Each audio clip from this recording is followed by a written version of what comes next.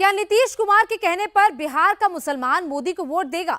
बिहार में 26 अप्रैल को वोटिंग तो सिर्फ 5 सीटों पर है, लेकिन चुनाव उसी सीमांचल में है जिसने 2019 में एनडीए को क्लीन स्वीप नहीं करने दिया था।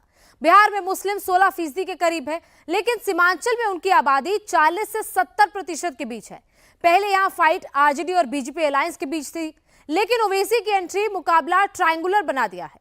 ऐसे में सीमांचल का मुसलमान लालटेन जलाएंगे या हैदराबादी भाईजान के साथ जाएगा?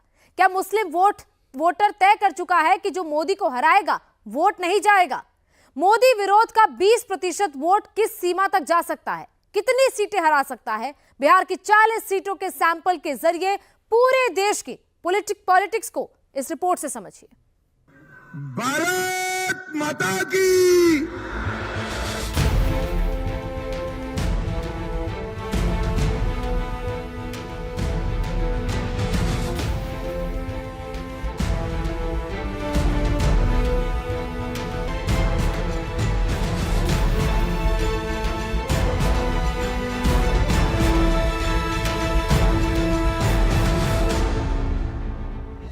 तलाकशुदा मुस्लिम महिलाएं जो हैं तलाकशुदा हो जाती है, उसको हम लोग मदद कर रहे हैं सुविधा के लिए, और उनको पहले परित्यक्ता सहायता योजना 10,000 था, जिसको बढ़ा करके हम लोगों ने 15,000 कर दिया, ताकि उसको सब कोई छोड़ देता है, रहती है पड़े हुए। तब क्या नीतीश कुमार के नाम पर मुसलमान मोदी को वोट देंगे?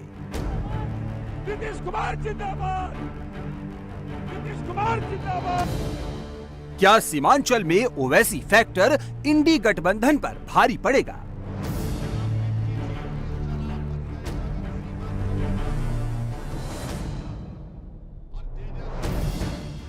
नीतीश तेजस्वी या भाईजान, सीमांचल में किसके साथ मुसलमान?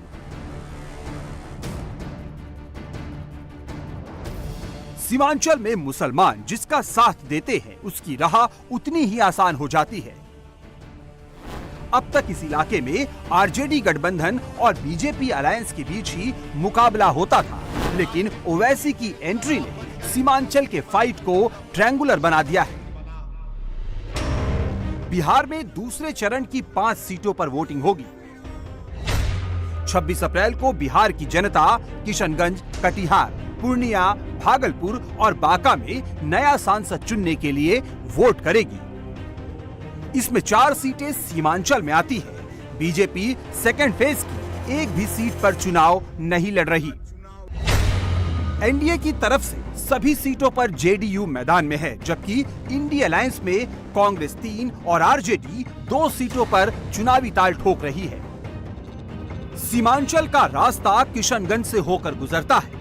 2019 में एनडीए का क्लीन स्वीप किशनगंज ने रोक लिया था। 2019 लोकसभा चुनाव में एनडीए ने बिहार की 40 में से 39 सीटें जीती, लेकिन किशनगंज में उन्हें कामयाबी नहीं मिली।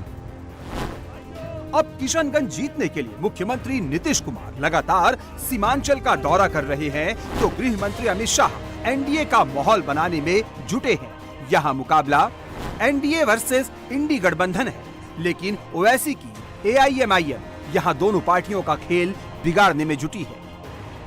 बांका और भागलपुर के अलावा बाकी की 3 सीटों पर मुस्लिम वोटर ही हार जीत का फैसला तय करते हैं। किशनगंज में 68% मुसलमान है, तो पूर्णिया में मुस्लिम आबादी 40% के करीब है, जबकि कटिहार में 45% मुस्लिम है। यही वजह है कि सभी पार्टियों के प्रचार के सेंटर में मुसलमान है। अल्पसंख्यक समाज के लिए तो हमने पहले बता ही दिया कि 8,000 कब्रिस्तान की घेराबंदी कर दी गई, कितना तरह का काम कर दिया गया। सरकार द्वारा मदरसा के शिक्षकों को सरकारी शिक्षकों के बराबर वेतन और अन्य सुविधाएं दी जा रही। पहले नहीं ना मिलता था, हमने पहले भी बताया।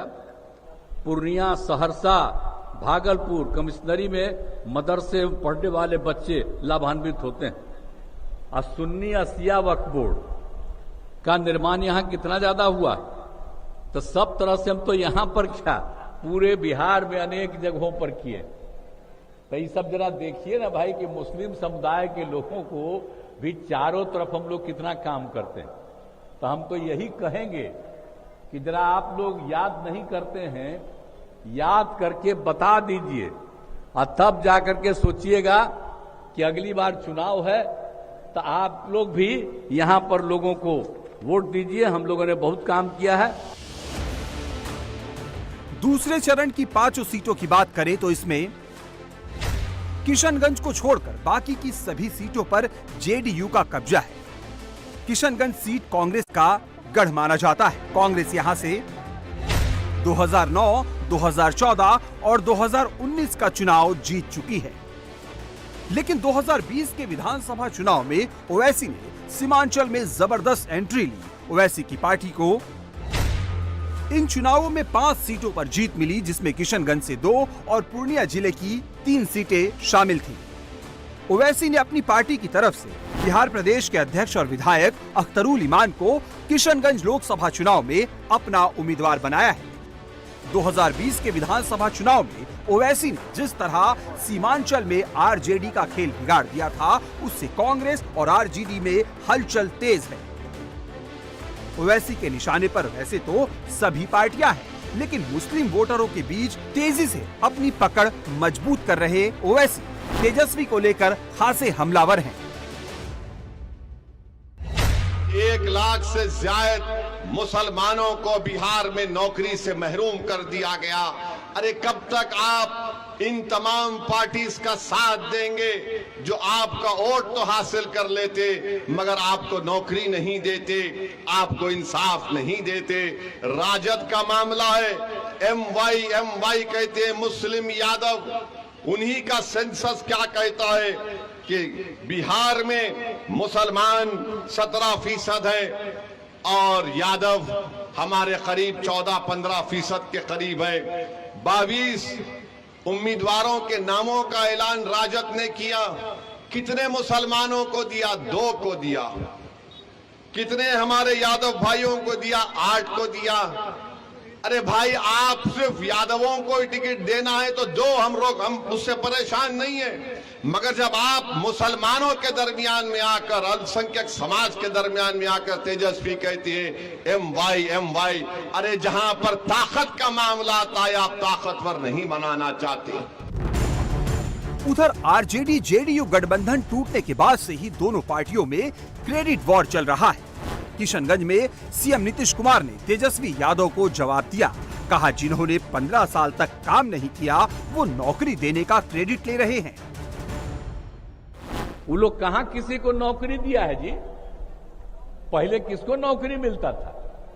अब आजकल हम लोग कुछ दिन साथ रखे हुए थे तो हम ही बताए कि 10 लाख का नौकरी देने वाले हैं, तो वो अपना रहता आजकल बोलता है कि हम लोग इतना दिए, हम करवाए हैं। तब वही करवाया है।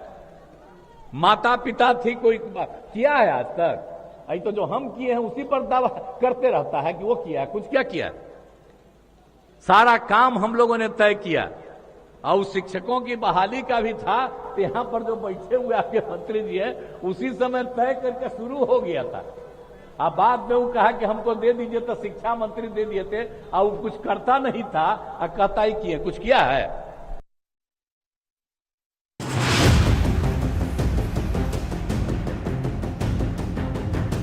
बिहार में दूसरे फेज के चुनाव में भले ही बीजेपी नहीं है, लेकिन अमित शाह लगातार प्रचार में जुटे हैं। कटिहार में अमित शाह ने जंगल राज की याद दिलाई। कहा, अगर फिर लालू और कांग्रेस की सत्ता आई तो बिहार में दंगों और भुखमरी की वापसी हो जाएगी।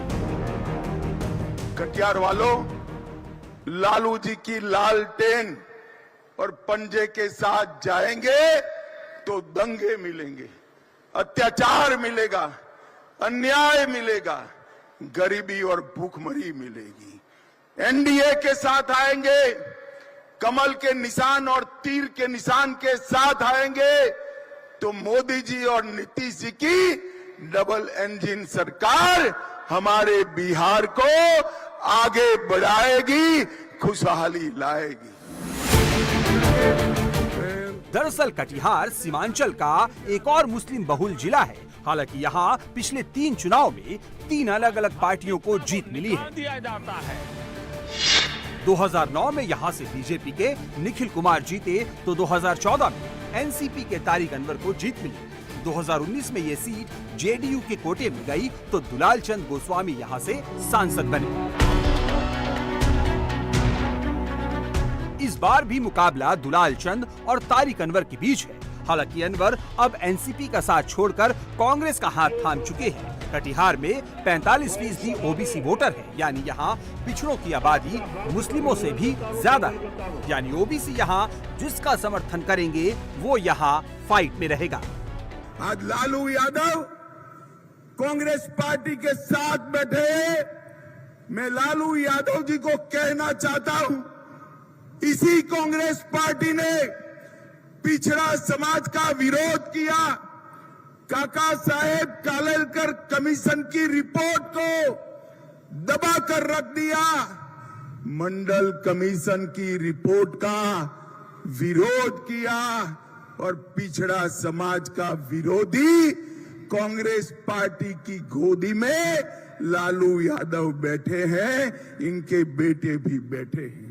भाई और बहनों, मैं आज कहने आया हूं, भारतीय जनता पार्टी ने सबसे पहला ओबीसी प्रधानमंत्री, पिछड़ा वर्ग का प्रधानमंत्री, अति पिछड़ा वर्ग का प्रधानमंत्री नरेंद्र मोदी को प्रधानमंत्री बनाने का काम भारतीय जनता पार्टी ने किया। पूर्णिया सीमांचल की ही नहीं बल्कि बिहार की सबसे हॉट सीट बन गई है। वजह है पप्पू यादव का बागी होकर चुनाव लड़ना। पप्पू यादव ने अपनी पार्टी का विलय कांग्रेस में किया, लेकिन ये सीट आई आरजेडी के कोटे में, जिसके बाद पप्पू यादव निर्दलीय चुनावी मैदान में है। जबकि आरजेडी ने जेडीयू से आई 5 बार की विधायक बीमा भारती को टिकट दिया है। पप्पू यादव पूर्णिया सीट से पहले भी निर्दलीय सांसद रहे हैं। पिछली बार वो यहाँ से 2009 में चुनाव जीते थे। इसके बाद से ये सीट जेडीयू जीतती रही है। फिलहाल यहाँ से मौजूदा सांसद संतोष कुशवाहा ही चुनाव लड़ रहे हैं। पप्पू यादव ने चुनाव लड़ने के लिए पूर्णिया सीट ही क्यों चुनी, इसका जवाब यहाँ के जातीय समीकरण में है। पूर्णिया में 16 लाख वोटर है, जिसमें 7 लाख मुस्लिम, 1.5 लाख यादव और 2 लाख पिछड़े वोटर हैं। इनके अलावा यहाँ करीब 4 लाख दलित और आदिवासी वोटर भी हैं। इसी कॉम्बिनेशन के भरोसे पप्पू यादव पूर्णिया से निर्दलीय चुनाव लड़ रहे हैं। उनके चुनाव लड़ने का सबसे ज्यादा नुकसान आरजेडी को हो सकता है। यही वजह है कि पूर्णिया में प्रचार की कमान खुद तेजस्वी यादव ने संभाली है। पूर्णिया को लेकर के राष्ट्रीय जनता दल के कोटे में है, हम अपना ना प्रत्याशी देंगे। यही होता है। जनता दल यूनाइटेड के लोग बीजेपी का उम्मीदवार टिकट तो नहीं देंगे उनके इस सीट का, है कि नहीं? तो हम तो अपना ही उम्मीदवार बनाएंगे। और पहली बात जहाँ तक रही है, इस पे हमको ज़्यादा कुछ टिप्पा टिप्पणी नहीं करनी है। हम पूर्णिया जा रहे हैं, वहाँ जनता के बीच अपनी बात को रख ही रहे हैं। लेकिन ये गलत बात है